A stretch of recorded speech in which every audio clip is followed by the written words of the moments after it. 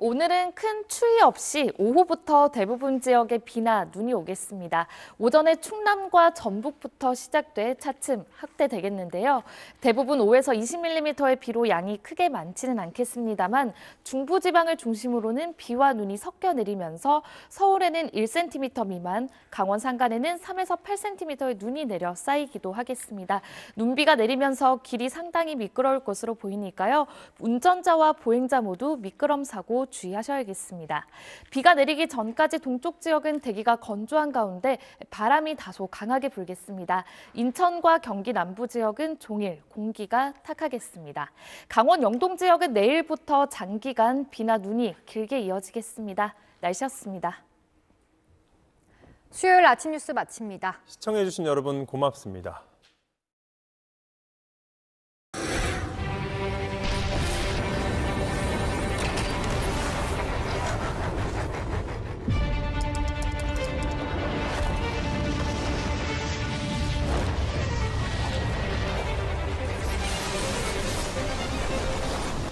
압도적 성능에 그램적 가벼움, OS의 경계를 초월한 자유로운 연결까지. 프로의 세계, 가볍게 평정. LG 그램 프로. 마데카라 달라요. 같이 쓸수록 매일 할수록 아름다움 가득. 브라이트닝 흡수 탄력. 매일 뷰티가 가득한 피부. 뷰티풀 마데카 프라임. 아침이 달라요.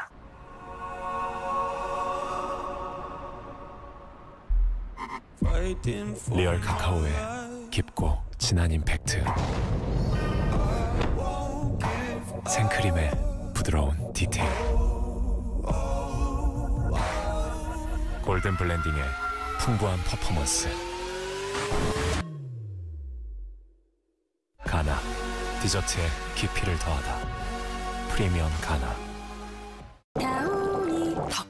닦고 또 닦은 수건은 가운데서 냄새가. 그래서 모서리로 닦아요.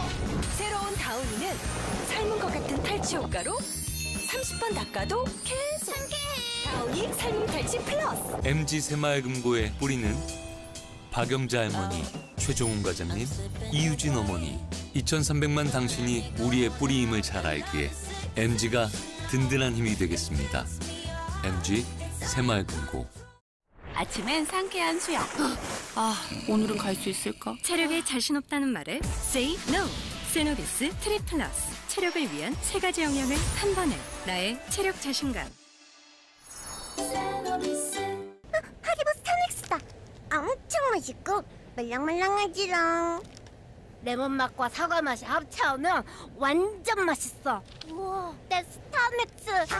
우와, 함께해요 모두 다 행복해요 하리보. 이번 달 당신에게 쏟아진 배달비 월 4,900원으로 퉁! 배달비 무제한 무료. 지금 구독하면 월 2,900원. 끝이 없는 무료 배달 멤버십. 요기 패스 X. 여기요. 비렉스, 안마의자, 페블.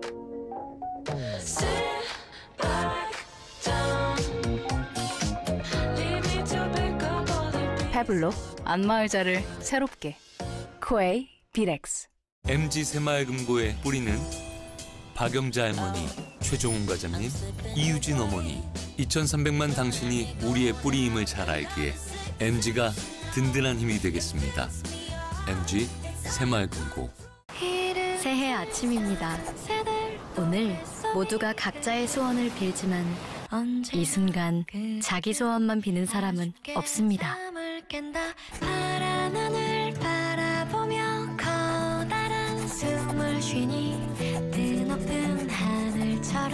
우리라는 두 글자를 맨 앞에 두고 우리 곁에 가장 먼저 달려가는 금융이 되겠습니다.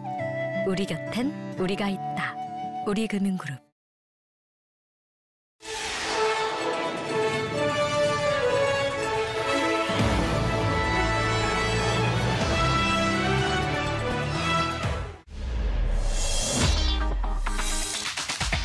이어서 모닝와이드 3부가 방송됩니다. 마데카라 달라요. 같이 쓸수록 매일 할수록 아름다움 가득. 브라이트닝 흡수 탄력. 매일 뷰티가 가득한 피부.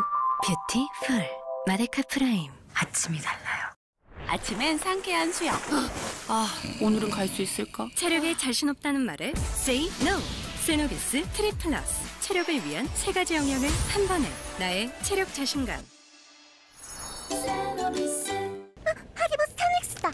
엄청 맛있고 말랑하지롱. 레몬 맛과 사과 맛이 합쳐오면 완전 맛있어. 우와, 내 스타맥스. 함께해요 모두 다 행복해요 하리보. 순해 보이는데 잘 빨리겠어?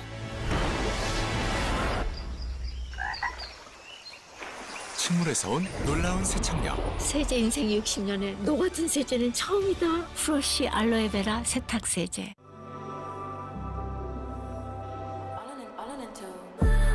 빠르고 자연스러운 데일리 스타일. 나의 에어스트레이트. 이번 달 당신에게 쏟아진 배달비.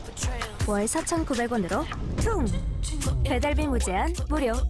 지금 구독하면 월 2,900원. 끝이 없는 무료 배달 멤버십. 요기패스 X. 여기요.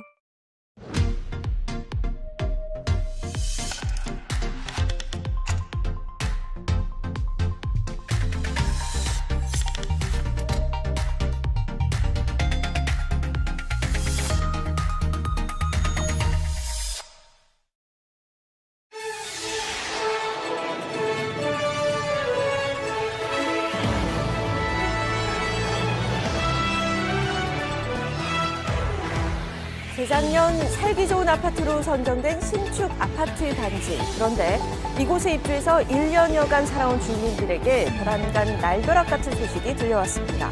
살고 있는 아파트가 붕괴 위험 지역 위에 세워졌다는 건데요. 자세한 내용 날에서 취재했습니다. 초기 자금 600만 원으로 단 3년 만에 연매출 260억 원을 달성한 사람이 있습니다. 바로 독특한 아이디어로 숙박업소를 탈바꿈시키는 공간 기획자라고 하는데요. 대체 어떤 비법이 있는 건지 잠시 후 점플러스에서 확인해 보시죠.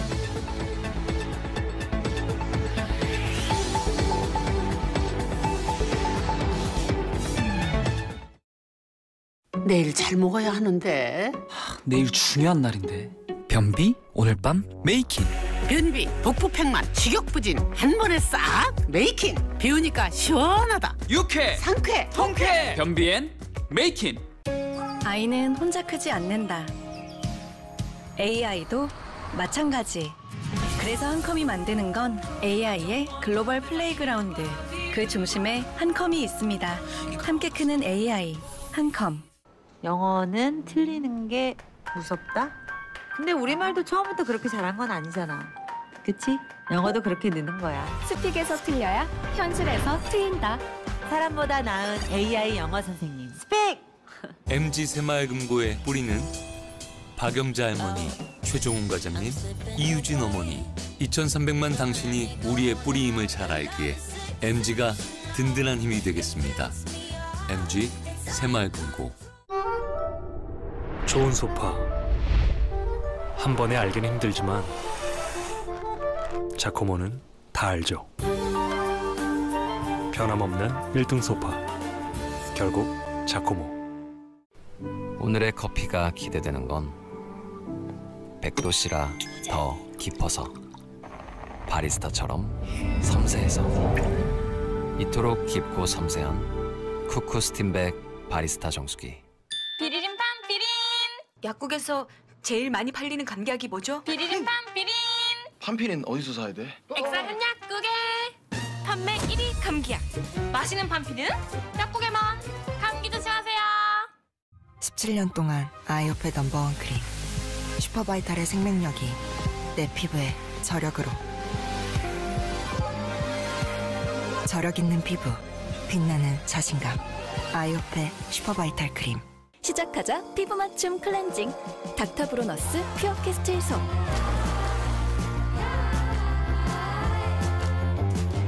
내 피부를 위한 깨끗한 시작. 나만의 클린 뷰티 닥터브로너스. 다운이 추가 헹굼 제로. 예전에 세탁할 땐 잔여물이 남을까 걱정돼서 여러 번 헹궜어.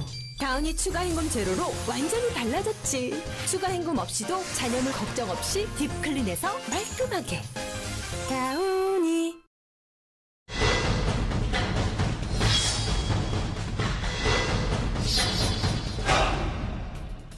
우리 가족이 생활하고 있는 아파트가 이 붕괴 위험 지역 위에 세워졌다면 어떤 생각이 들까요? 이런 일이 실제로 일어났습니다. 관련 지자체에서는 아파트가 세워지기 전 그 사실을 알고도 주민들에게 고지하지 않았는데요. 때문에 아파트 단지 내 수백 가구 주민들은 불안감에 휩싸였습니다. 자세한 내용 날에서 취재했습니다. 지난 2022년 살기 좋은 아파트로 선정된 신축 아파트 단지. 그런데 이곳에 믿기 힘든 일이 일어났습니다. 다름 아닌 작년 12월에 세워진 이 표지판 때문인데요. 바로 붕괴 위험 지역이라는 것. 왜 몰랐죠? 입주하기 전에 저희가 알았다면 이런 식으로 들어왔겠어요? 솔직히 말하면? 집안 자체가 좀 약하다고 들었거든요. 그래서 언젠가 볼 수도 있겠다. 지금 보면 표시상으로 보면 이쪽 지역이 위험지구로 표시된 곳입니다. 여기예요. 아파트 주차장을 포함한 일부 구역이 무너질 위험이 있다는 건데요. 아파트가 세워진 이곳이 이 붕괴 위험 지역이라는 것. 빨갛게 표시된 곳이 붕괴 위험지구. 보시는 것처럼 위험지구로 지정된 여러 구역 중 200여 세대 아파트 단지도 그곳에 속합니다. 여러 가지 뭐 자연 재난에 대한 영향들을 받아서 위험성이 있는 그런 지역들을 이제 선제적으로 위험지구로 이제 지정을 하고 있습니다. 거기에 따른 여러 가지 동공이라든가 그리고 이제 집안 침하라든가 구조적인 문제가 있는 지구들에 대해서 가나다 등급으로, 그래서 가 등급이 이제 가장 위험에 취약한 그런 등급이라고 할 수 있겠습니다. 이 지역은 석회암 분포 지역으로 집안이 내려앉는 싱크홀 현상이 잦은 지역. 이 아파트가 세워진 집안도 석회암 지역에 속해 있었습니다. 석회석 속의 토사를 이제 물이 흐르면서 실제 내려가서 이제 그런 침식이 일어날 수가 있는 거죠. 그렇다면 왜 이런 곳에 아파트가 지어졌고 사용 허가까지 날 수 있었던 걸까요? 그때 공사 당시에 이런 이슈가 2, 4년 전에 아파트 최초의 인허가 당시 그다음에 그 지하 터파기에서 공사할 때 한번 이슈가 났었어요. 네. 전원 조사가 해가지고 아파트가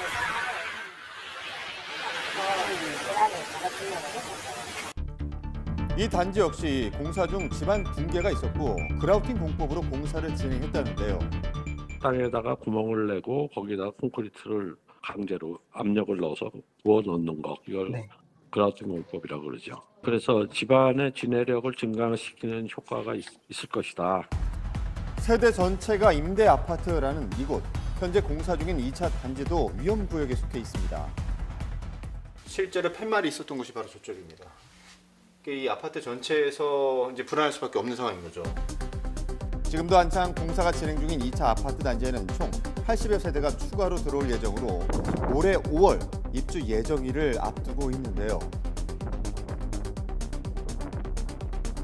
그라우팅 공사를 다 완료하고 그 보고까지 하고 그래서 저희는 이제 사용 승인 때 안전 총괄과에 다 이렇게 보강하고 했는데 가능하냐 이렇게 그쪽에서 괜찮다, 가능하다 해서 이렇게 하고 중국 처리까지 완료되었습니다. 저희 조례상에 보면은 자 비준공 되었으나 우리가 이제 공사하기 전이었죠. 여기에 대한 지구 지정을 해놓고 공사하기 전이었으나 실질적으로 자연재해 위험을 해소할 수 있는 공정이 완료되는 등을 사유로 자연재해 위험해서 가능하다 판단되는 건축 행위는 가능하다. 정말 괜찮은 걸까요? 지구라고 지정하는 부분들은 어떻게 보면 이제 행정적인 지정인 거고, 그게 이제 어떤 절대적인 의미를 갖고 있지는 않는 거죠. 100일 안에 줬으면 충분히 다 확보했다라는 부분들에 대해서는 조금 뭐 다른 여러 가지 영향들도 같이 좀 고려를 해봐야 되지 않나라는 생각입니다. 그런데 더 이해할 수 없는 건 붕괴 위험지구로 선정된 시기는 2018년인데 지자체는 5년 후인 작년 12월이 되어서야 붕괴 위험지구 표지판을 세웠습니다. 저는 몰랐는데 입주가 나서 일부분 알게 된 거예요. 사기예요 이거는. 이게 지구 지정 당시에 표지판이 설치가 돼야 되는데 좀 빠져 있어서 저희가 이제 설치를 했죠. 이게 그것만 말씀해 사정이 있었던 거예요. 이게 표지판을 설치하지 못하셨던데요? 네, 아니고 따로 사정이 있었던 건 아니고요. 네. 그럼 그거는 잘못된 거는 누락이 돼가지고 어떻게 보면 영구적으로. 지자체는 행정 실수라며 잘못을 인정했습니다. 그런데 더 황당한 건 이 기껏 세운 표지판을 다시 철거한 건데요. 지금 바로 이곳이 붕괴 위험지구 표지판이 세워졌던 곳입니다. 그런데 지금은 또 없앴습니다. 왜죠? 네, 보시는 것처럼 표지판이 있던 자리에는 흔적만 남아 있었습니다. 불과 3주 만에 사라져버린 표지판. 오늘 어느 분이 오셔가지고 현관이 보러 오셨는데 없다고 해서 가서 보니까 표지판은 저희가 그쪽에 사업이 이제 마무리가 돼서 작년 12월 달에 마무리가 돼서 저희가 앞으로 사업할 때 그쪽에도 옮기려고 지금 준비하고 있습니다. 이 주민들의 불안감은 커져만 갔는데요. 근데 저는 그쪽으로 안 가요. 차 아니면 돌아가요. 네. 네, 저 그쪽 거의 안 가요. 이사를 가야 되나? 왜요? 이게 뭐 꺼질 수 있다 하니까 또. 불안하죠. 네, 이 표지판 철거로 인한 문제는 없을까요? 조례에 이제 표지판에 대한 규격이나 아니면은 들어가야 될 내용 여기에 대해서는 명확하게 나와 있습니다. 설치해야 된다 라는 규정은 있습니다. 근데 문제가 뭐냐, 이거를 설치하지 않았을 때 어떠한 벌칙도 규정되어 있지 않습니다. 이 주민들의 안전이 무엇보다 가장 중요한 일일 텐데요. 앞으로 모니터링을 계속해서 집안 탐사 자료를 이렇게 주기적으로 할 수 있게끔 해라. 네, 그런 단서 조항을 제가 달 계획입니다. 이미 아파트에 살고 있는 주민들, 이들의 불안감을 해소할 책임의식도 분명 필요할 것입니다.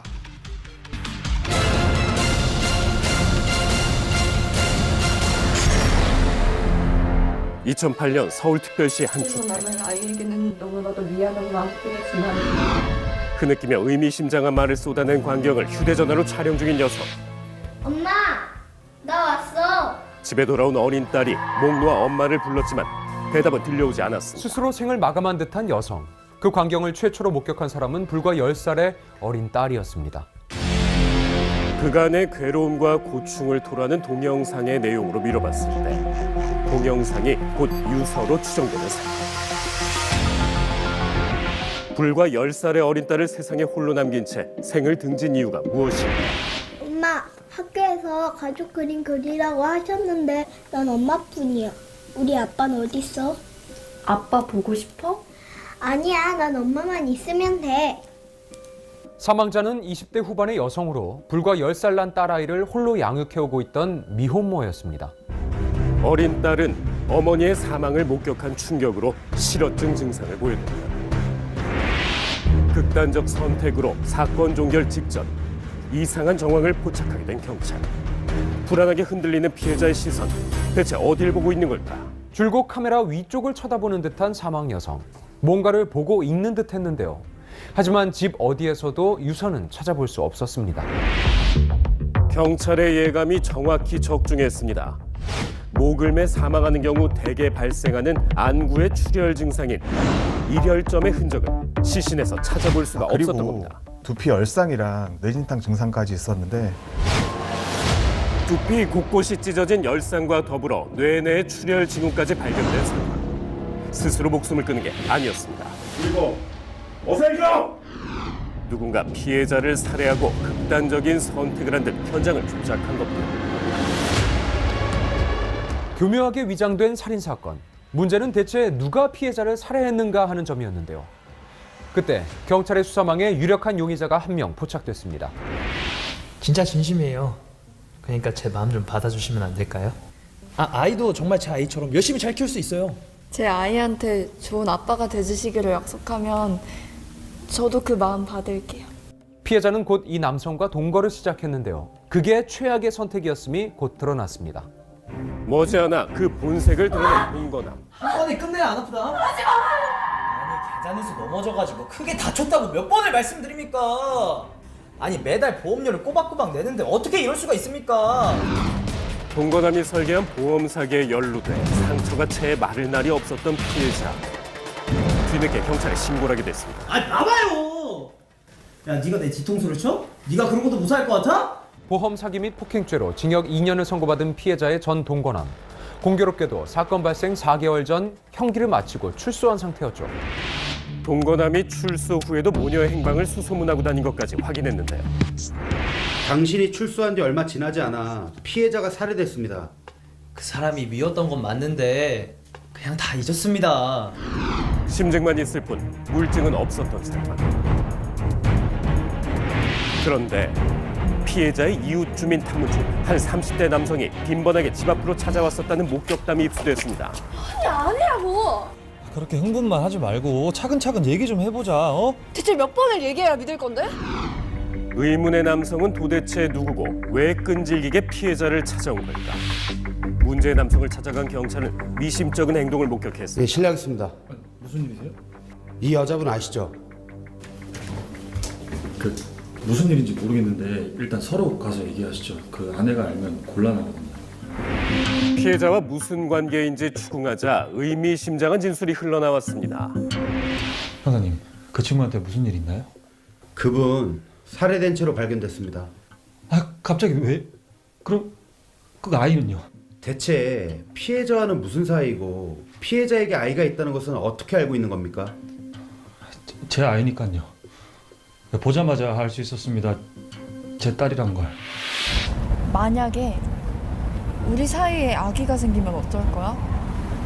아니, 갑자기 그게 무슨 소리야? 너 설마... 아니야, 그러니까 만약에라고 했잖아. 이후 벼랑간 종적을 감춘 피해자.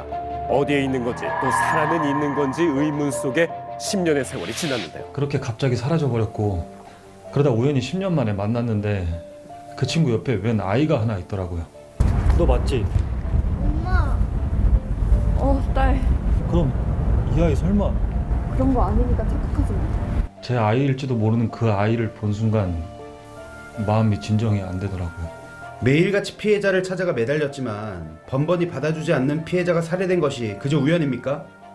10년 동안 단 한 번도 잊은 적이 없는 사람을 제가 왜 해치겠습니까? 피해자를 진심으로 사랑했었다며 억울함을 호소하는 전 남자친구. 또 다른 용의자가 있진 않을까. 경찰은 피해자가 평상시 오고 갔던 장소에 설치된 CCTV를 살펴봤습니다. 그 결과 약 2개월간 피해자를 은밀히 미행해온 의문의 남성이 포착됐습니다. 피해자 주위를 약 2달 동안 맴돌았던 의문의 남성. 사건 발생 이후로는 미행을 멈추고 종적을 감춘 상태였는데요. CCTV 속 남성은 대체 누구인 걸까? 의문의 남성이 CCTV에 포착된 날짜를 토대로 휴대전화 위치를 조회한 결과 불법 흥신소 사장임이 밝혀졌습니다. 이분 쫓아다닌 적 있죠? 그거 다 의뢰받고 그런 거예요. 이 여자 누구를 만나는지 또 만나서 뭘 하는지 철저하게 미행해주세요. 꼬리에 꼬리를 물고 이어지는 의문. 미행을 청부한 의뢰인은 누구인 걸까? 얼마 지나지 않아 드러난 의뢰인의 정체. 바로 그동안 수시로 피해자를 찾아갔던 전 남자친구의 아내였습니다. 남편을 향하고 있던 아내의 의심이 이번 사건의 원흉이 된 건 아닐까? 피해자에게 미행을 붙였던데 남편 외도 상대방이라고 생각하고 살해하려 한 거 아닙니까? 그렇게 생각할 수 있겠네요. 우연히 남편 일기장을 봤어요. 10년을 그리워했던 첫사랑을 우연히 다시 만나게 됐다고 적혀 있더라고요. 그냥 어떤 사람인지 궁금했을 뿐이라고요. 앞뒤가 전혀 맞지 않는 아내의 주장. 그 내막을 조사할 필요가 있었는데 부부의 집을 압수수색한 결과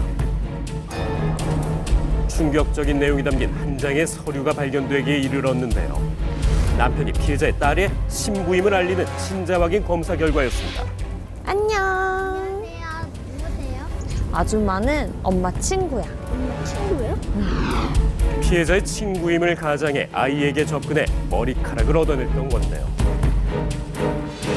설상가상 아내는 불임 판정을 받아 아이를 가질 수가 없는 상태였습니다.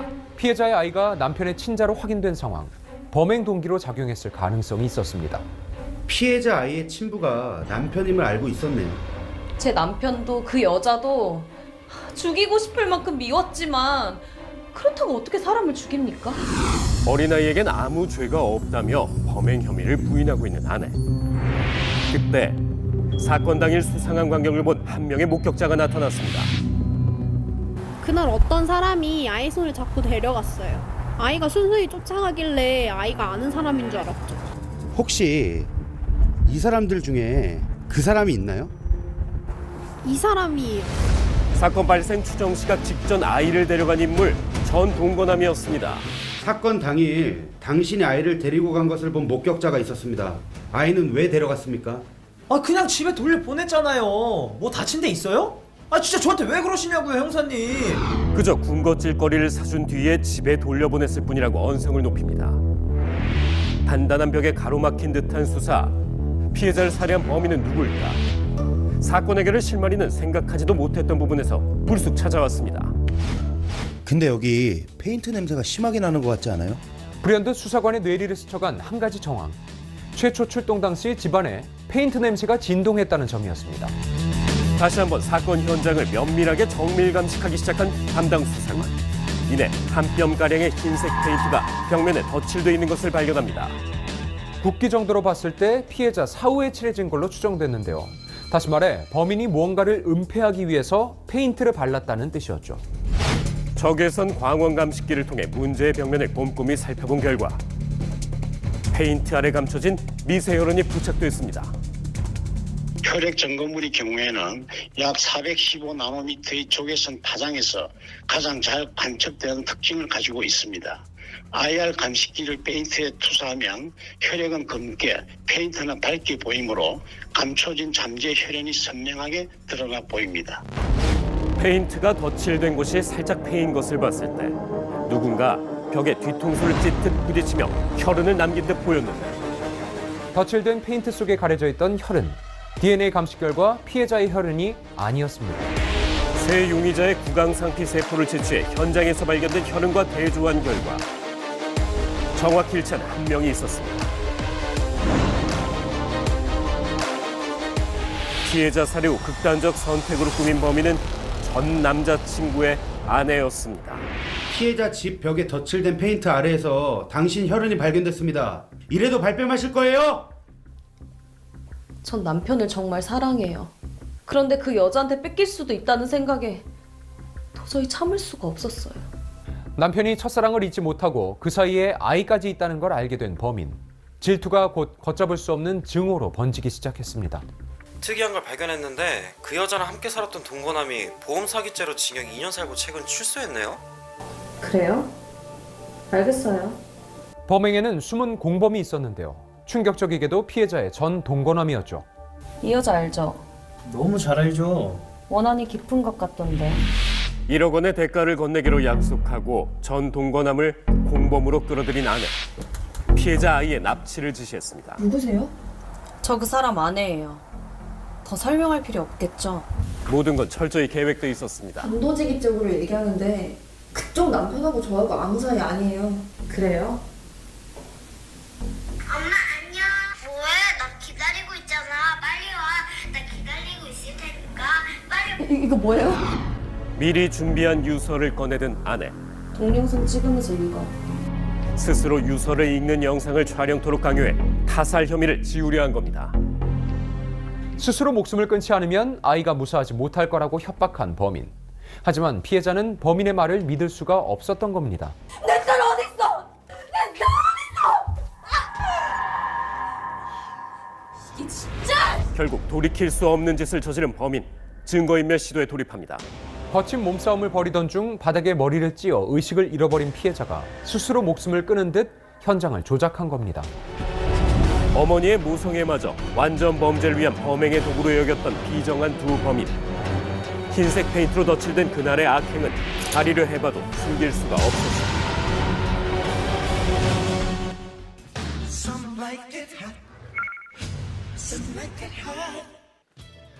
우리나라 인구 5명 중 1명, 그러니까 1000만 명 정도한테 알려진 가게가 있다고 하면 일단 엄청난 성공을 거뒀다 이렇게 생각하기 쉽죠. 네, 그런데 이곳이 유명세를 타게 된 이유가 눈 깜짝할 새 벌어진 어떤 사고 때문이었다는데요. 네. 대체 어떤 일이 벌어진 걸까요? 핫 키워드에서 확인해 보시죠.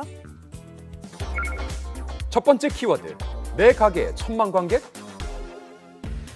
사연의 주인공을 찾아간 고양시의 카페. 네, 맞습니다. 대체 뭐가 다녀갔다는 거죠? 처음에는 그냥 한 몇만 명, 몇만 뷰 정도 나오겠지 생각하고 올렸는데 어느 날 보니까 1000만 뷰 돼 있더라고요. 이렇게 많은 분들이 관심을 주실지는 상상도 못했습니다. 1000만 뷰를 달성했다는 이 영상. 건너편 주차장에서 카페로 차량이 돌진하는 사고 당시의 CCTV였습니다. 이 사고로 한동안 영업이 불가능할 정도의 피해를 입었다고요.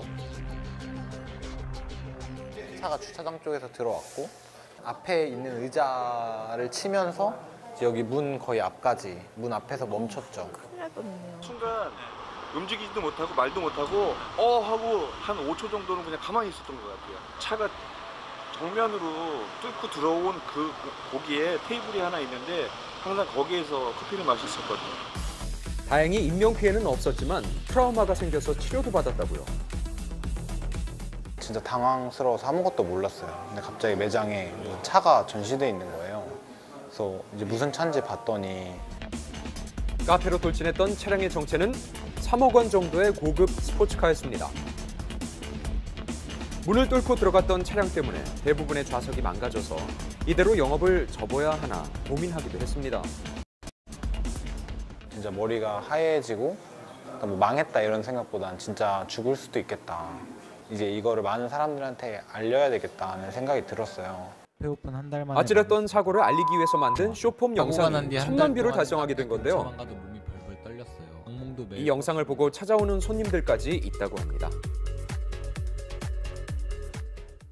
보고 왔다고 많이 말씀해 주시고 저기 달력 있잖아요.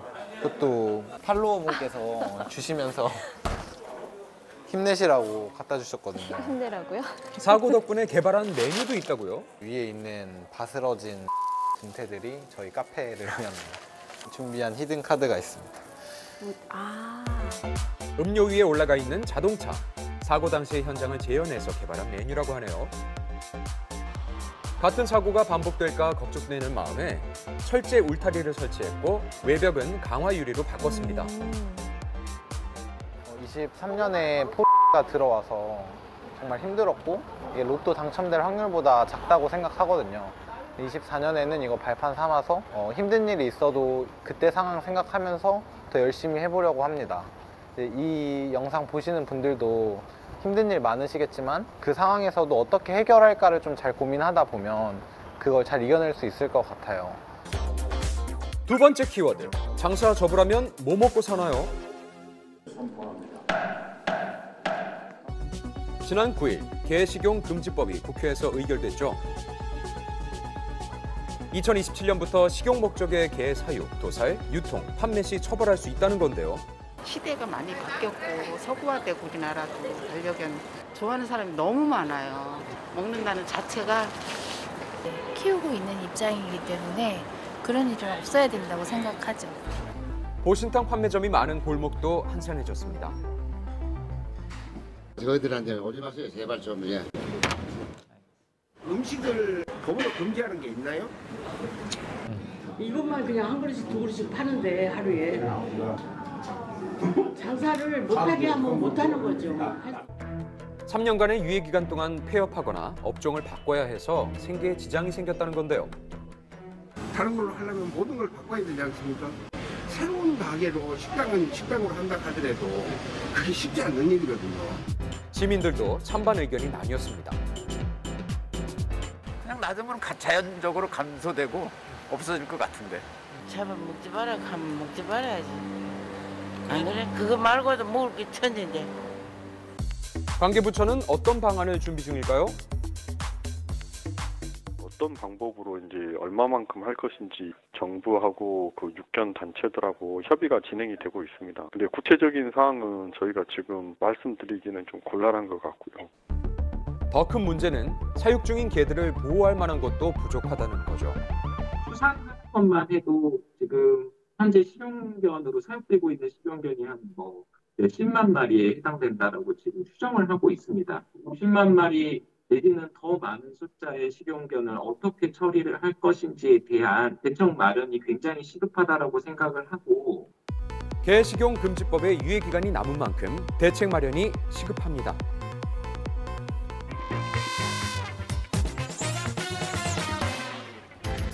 숙박업소들이 즐비한 거리, 이를 유심히 보는 남자가 있습니다. 숙박업소를 거침없이 들어가는가 싶더니 드나드는 곳이 한두 군데가 아닌데요. 명함 드리고 나왔습니다. 제 얼굴도 알리고 제 이름도 알리고 다음에 필요하시면 저 불러달라고.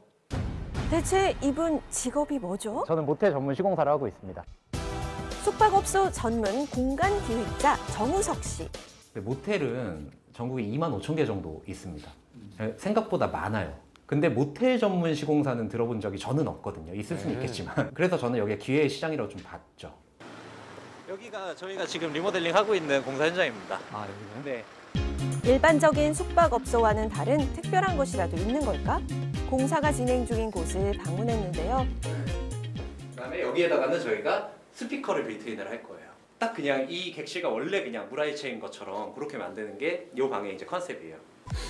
그러니까 이 방이 완성되면 음악 감상실이 되고요. 음악을 들으며 편히 독서를 즐길 수 있는 공간도 마련돼 있습니다. 다른 방 컨셉도 궁금한데요.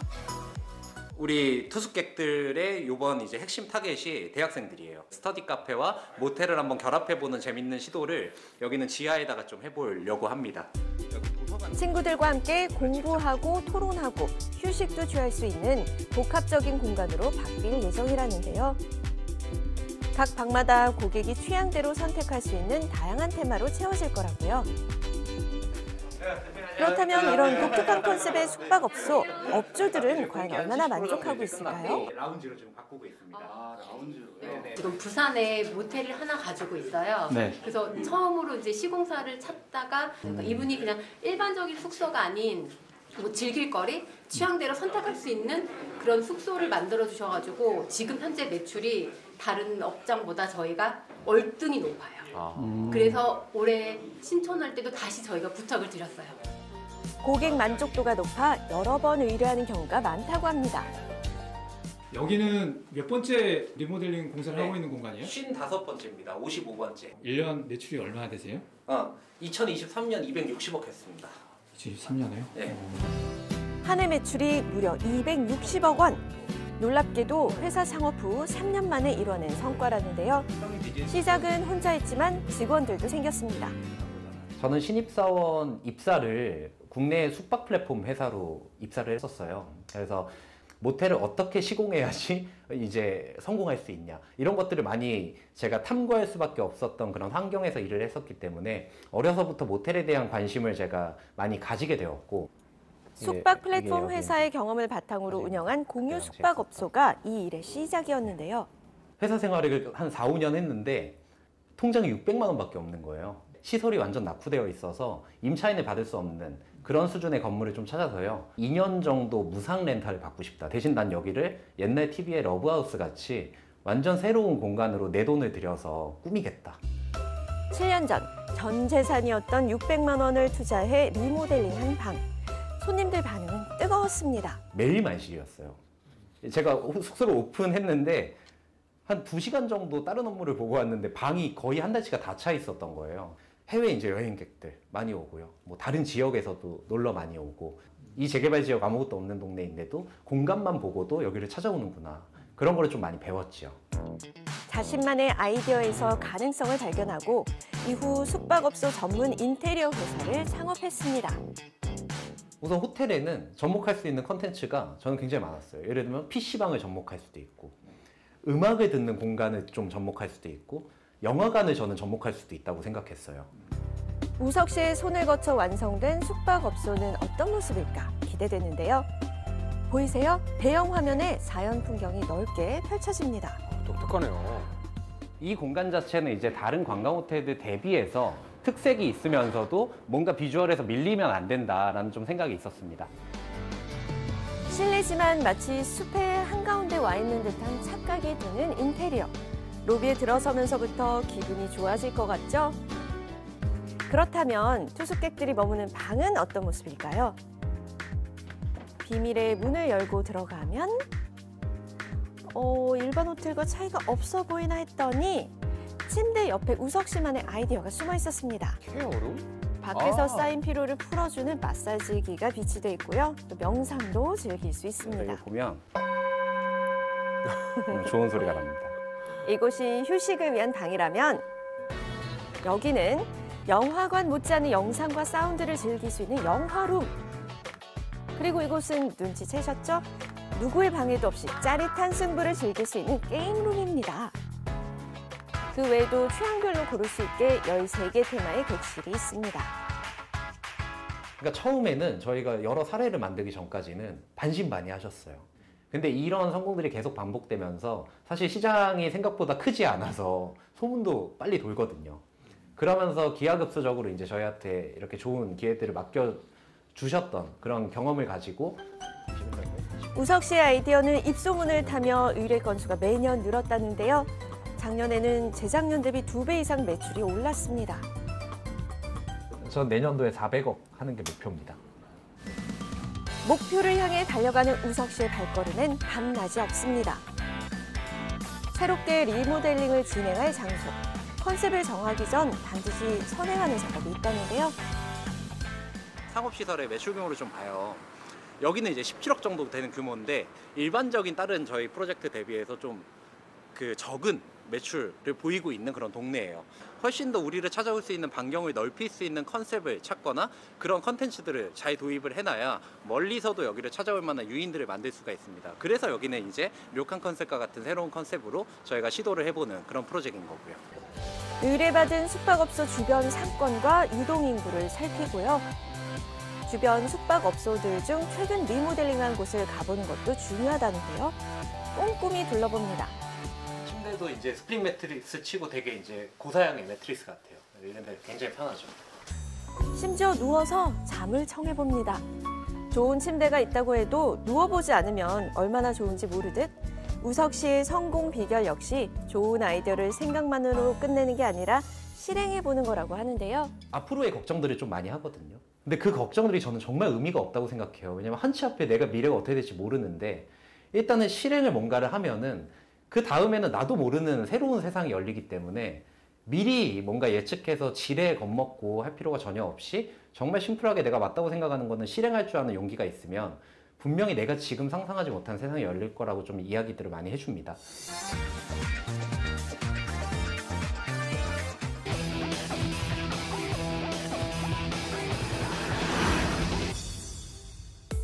세상을 떠들썩하게 만든 소문의 주인공. 사실 깜짝 놀랐거든요. 이것 때문에 얼마나 놀랐던지 미국의 국민건강영양조사라는 자료를 바탕으로 논문도 발표했죠. 과연 무슨 내용일까요? 어떤 이제 지역의 상권에서 가장 메인이 되는 사거리를 보면 코너에 어떤 상점이 들어있느냐가 그 지역의 소비 패턴을 보여준다고 생각을 하는데 역 사거리에 가면 코너의 4개 중에 무려 3개가 콘택트 렌즈 가게예요.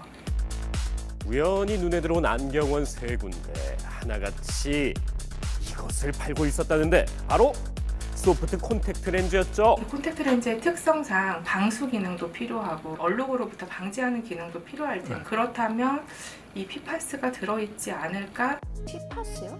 이름마저 생소하네요. 부드러운 성질의 소프트 렌즈라면 왠지 PFAS라는 물질이 포함되어 있을 것 같았다는데 그 정체가 뭔지 바로 확인해 볼까요?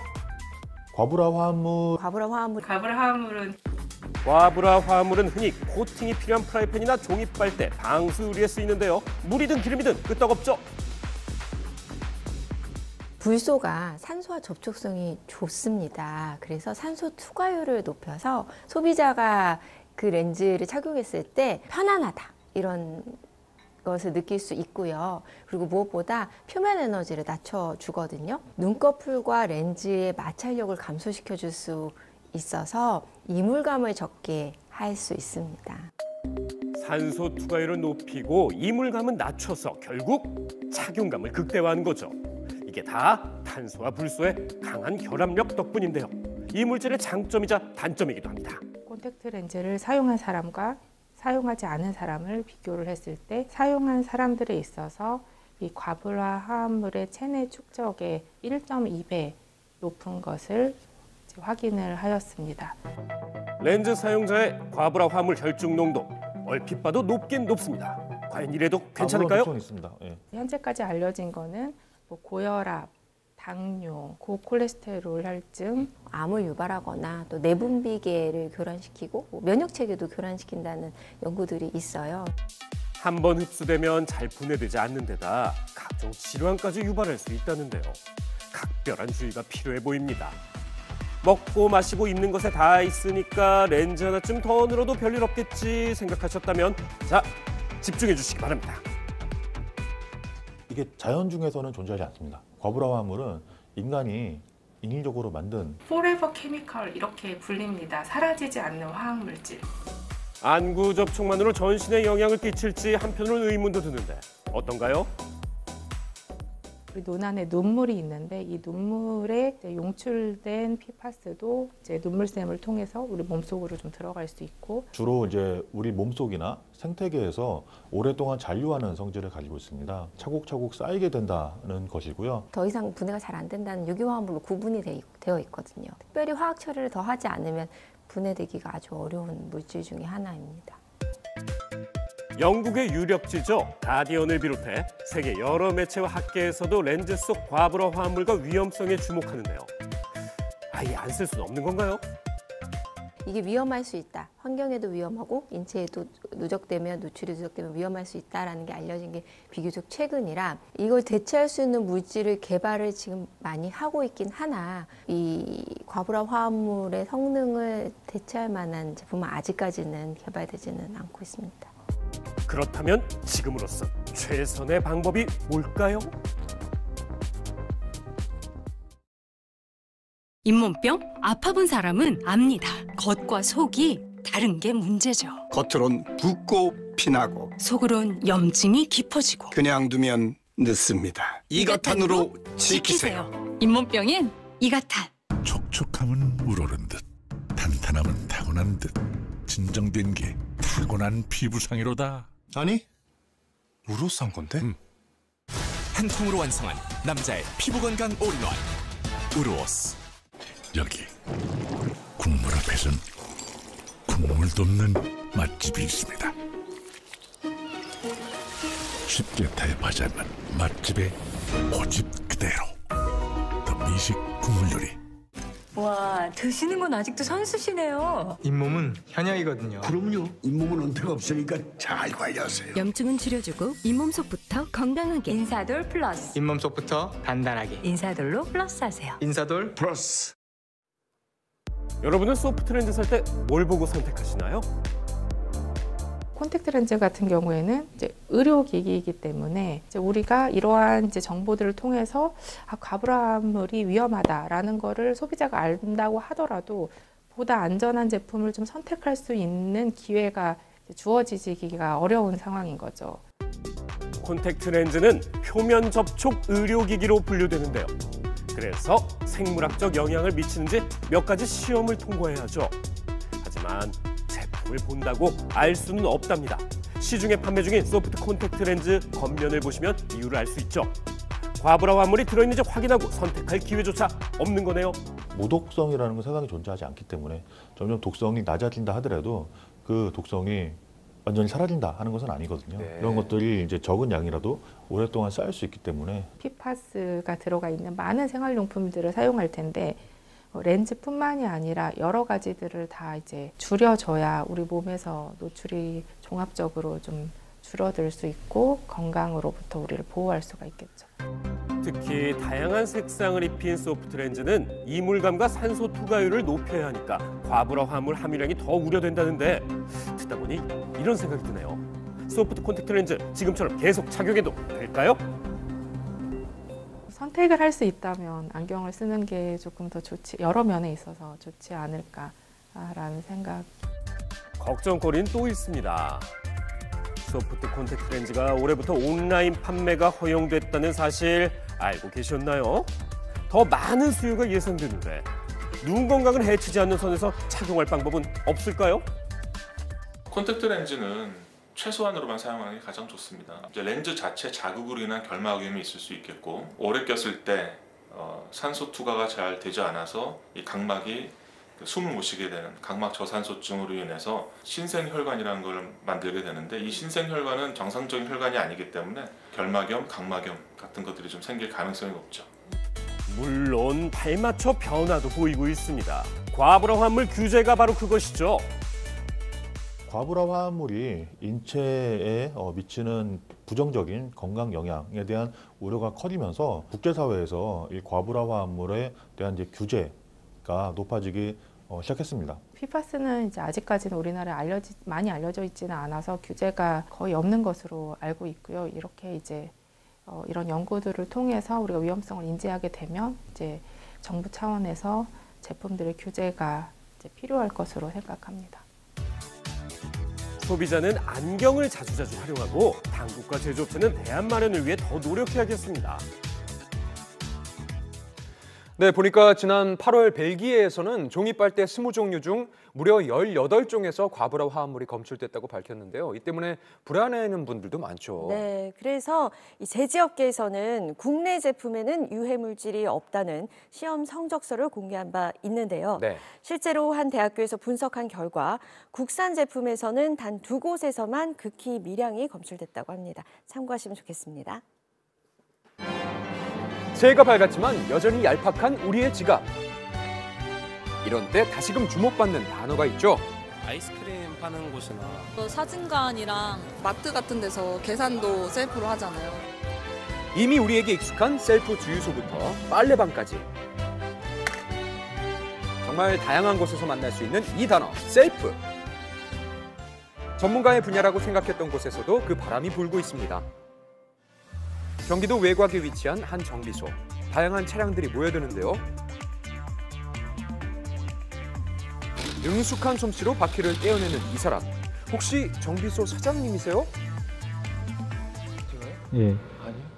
여기 카센터 아니에요? 여기 셀프 정비소예요. 네? 정비 아니 일반인이에요. 자가 정비를 하는 중이에요. 바로 일정 비용을 내고 사용하는 셀프 정비소인데요. 다양한 공구들을 활용해서 차량을 수리할 수가 있습니다. 어렵고 낯설게만 느껴지는 이곳에서 차주들은 어떤 작업을 하나요? 오늘은 이제 엔진 오일을 교체를 해주려고. 직접 리프트를 이용해서 차량을 띄우기까지 합니다. 그리고 새까맣게 변한 엔진 오일을 빼내고 새 엔진 오일을 채워주면 자가 정비 끝. 차주들은 수리비를 아낄 수 있기 때문에 이곳을 찾는다고요. 수입차 같은 경우는 보통 한 2배 정도, 2배, 2.5배 정도 차이 날 것으로 지금 생각이 됩니다. 그럼 실제로는 얼마나 차이가 날까요? 엔진오일 교환 비용을 일반 정비소에 문의해봤습니다. 엔진오일 교체하는데 얼마예요? 25만 원 정도 하실 것 같아요. 20만 원 사이까지 이렇게 다양하게 있어요. 엔진오일 교체는 얼마 정도 드나요? 인선상으로 맛을 못 드리고 와서 보셔야 돼요. 봐야 될 것 같습니다. 내가 정비를 할 수 있다. 나는 거기에 대한 이제 자신감도 생기고 만족감도 생기고 성취감도 되게 생긴다는 거죠. 자가 정비는 자동차 관리법이 정한 범위 내에서만 가능한데요. 언뜻 보면 간단해 보이는 수리지만 제대로 고치기 위해서는 다양한 자료를 찾아봐야 하죠. 현직에 계신 분들이 글을 써놓은 게 있어요. 그러니까 한두 군데만 검색을 하는 게 아니라 정형화돼 있는 거를 보고 결정을 한 다음에 정비를 하시는 게 맞지 않나. 공부를 하셔야 되네요. 그래도 해결되지 않는다면 서로 도움을 주고받는 건 역시 자가 정비의 묘미겠죠. 양손 가득 짐을 챙겨오는 청년들. 셀프의 또 다른 매력을 보여주겠다고요?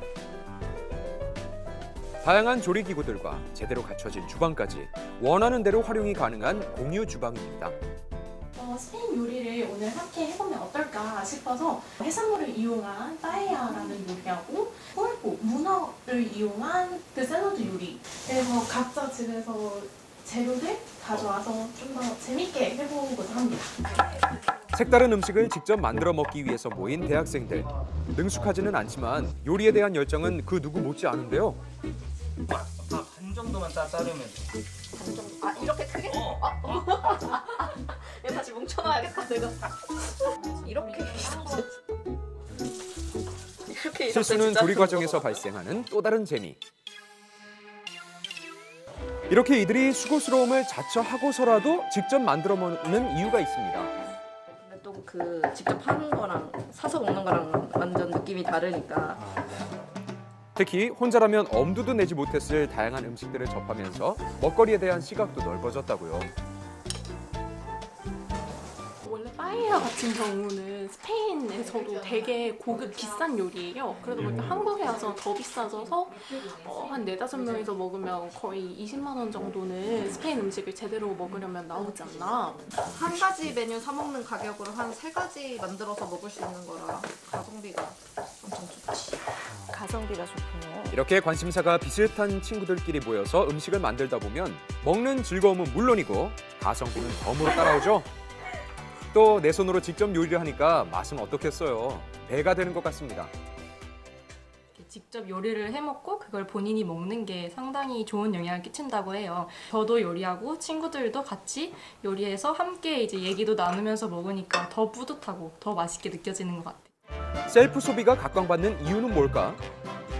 지금 경제적으로 여러 가지로 어려운 부분들이 있어서 소비자 입장에서는 좀 더 싼 가격으로 서비스를 이용할 수 있는 것들을 찾을 수밖에 없는 요인이 있고요. 셀프 서비스들을 이용하게 되면 참여를 하면서 경험을 쌓고 재미가 느껴지는 부분들이 생기는 거잖아요. 그러다 보면 또 자기들만의 노하우들이 생기게 되고 그 노하우가 축적된 것들을 또 SNS를 통해서 여러 지인들과 공유를 하게 되면서 서로 이제 인정 욕구도 충족이 되게 돼서 여러 가지 긍정적인 측면에서 구매 효율이 있다라고 소비자들이 판단하고 있다고 생각합니다. 사람들로 가득한 다음 셀프 행선지는 우리나라 라면뿐만 아니라 물 건너온 라면까지 약 60종의 라면들을 취향껏 골라서 먹을 수 있는 셀프 라면 가게. Very nice. Yeah. 日本から来ました。 Holocaust eat curry. We do not have it. Not in our culture to have like so many ramen. 내 월급 빼고 다 오르는 시대. 저렴한 가격으로 다양한 라면을 즐길 수 있어서 많은 사람들이 찾는다고요. 직접 만들어 먹어야 한다는 번거로움은 있지만 원하는 부재료를 넣어서 색다르게 즐길 수 있다는 점 때문에 외국인들의 발길이 끊이질 않습니다.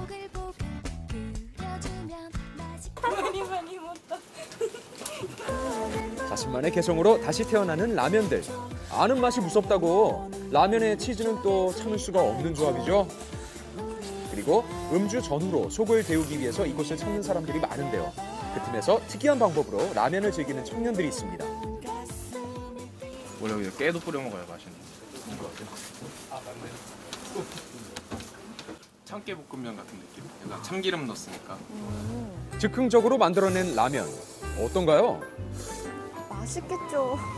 꽤나 흡족한 표정이죠? 준영아, 이거 먹어. 고소한데 제 취향은 아닌 것 같아요. 아이고.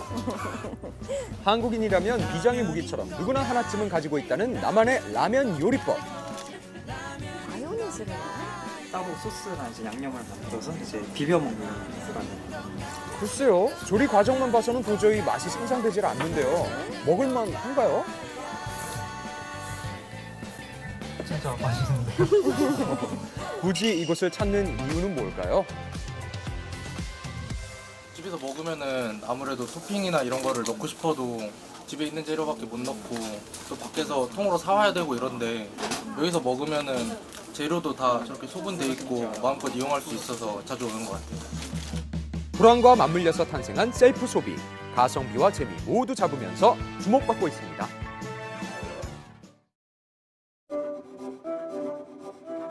이 로고에는 새 차라는 뜻도 중고차라는 뜻도 없습니다.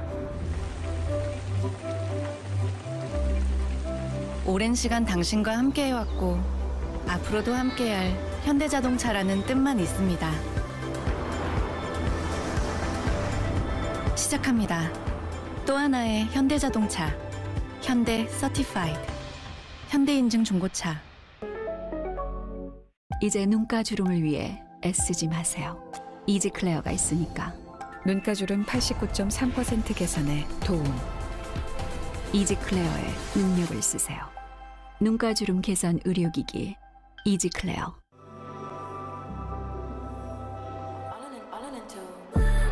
빠르고 자연스러운 데일리 스타일. 나의 에어스트레이트. 바데카라 달라요. 같이 쓸수록 매일 할수록 아름다움 가득. 브라이트닝 흡수 탄력. 매일 뷰티가 가득한 피부. 뷰티풀. 마데카 프라임. 아침이 달라요. 새해 아침입니다. 오늘 모두가 각자의 소원을 빌지만 이 순간 자기 소원만 비는 사람은 없습니다. 파란 하늘 바라보며 커다란 숨을 쉬니 드높은 하늘처럼 우리라는 두 글자를 맨 앞에 두고 우리 곁에 가장 먼저 달려가는 금융이 되겠습니다. 우리 곁엔 우리가 있다. 우리금융그룹. 여기 국물 앞에선 국물도 없는 맛집이 있습니다. 쉽게 타협하지 않는 맛집의 고집 그대로. 더 미식 국물 요리. 피자에 한해 뒤집다 7번가 피자. 2번 발효시킨 발효 곡물 도우의 쫄깃쫄깃한 맛. 깜짝 놀라실 겁니다. 도우가 맛있어야 진짜다. 7번가 피자 맛있다커. 메마르고 거친 매일매일 노니, 비타민, 콜라겐.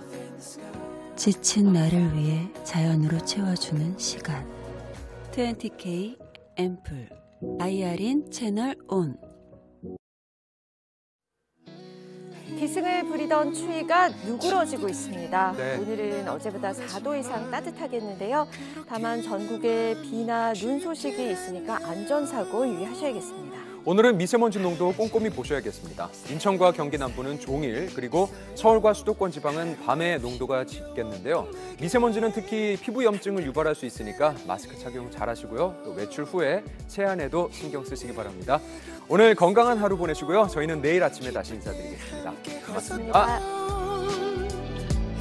잊지 못한 사람이